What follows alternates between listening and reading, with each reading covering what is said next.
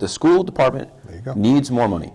No doubt about it. And the town may not have the money to give them that they need, right? And it doesn't mean that the need that they have isn't real, and it doesn't mean that all of us don't recognize that. But again, as you said, there's a finite pool of resources.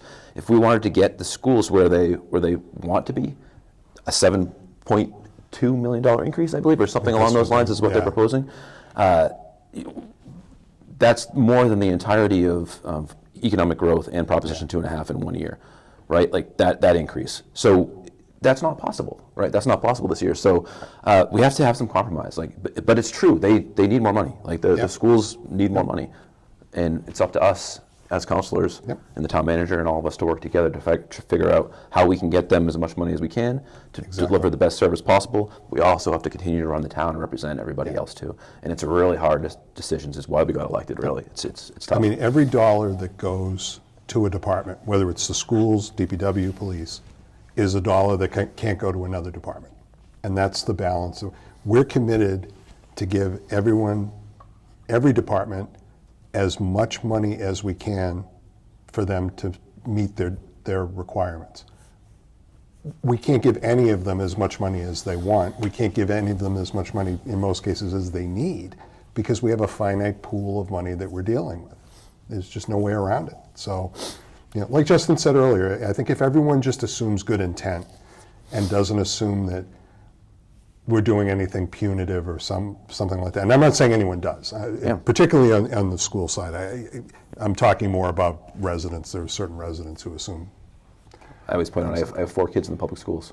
Yeah. So they definitely have an interest in the schools. I have one who's in high school now. I don't give them extra money. Yeah.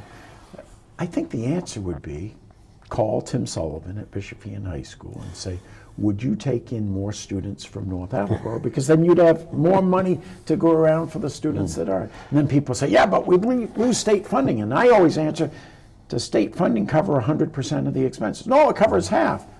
Well, half is better than. Speaking of which, do you follow what goes on in other communities? And the reason I'm asking this is, I think it was Tasha Buzzell, the chair, I was going to say chairwoman, I guess you just call someone a chair now, right? Sure. Talked about overcrowding, which the first thing people do is they go, I thought school enrollment was going down. Well, some classes have more than the recommended 25, some don't have the 25, and there are different grades and so on. The city of Attleboro, and I don't know if you've read about this, they are looking at redistricting because they're starting to run into that. Is it time for North Attleboro Public Schools, instead of just saying some classrooms are overcrowded, say, I think we need to take a look at redistricting at least some of the grade levels and so on. Has that ever been approached? It came up at a recent meeting. It might have been our meeting. That's right, you're the liaison. It might have been our meeting. I don't know if it was at the school committee or if it was at our public I think somebody did joint mention hearing. it at the joint But it was mentioned, and again, it's a school committee decision entirely, and they would have to do the research into it. And I don't believe that, I know that they're not considering that right now. No. And I don't believe that they think it is the time to consider that right now. And I agree with you. If you look at the data, it's spiky. Right, in certain classrooms and certain grade levels and certain schools, my kids falls or in those classes actually that are kind of over capacity, if you will. It's an issue, but at the same time, overall enrollment is going down. Right, but there's different stresses facing classrooms nowadays too, as far as like special education needs that they have, and so it's not necessarily apples to apples when you look at like the enrollment to teacher ratio and what that means for a classroom.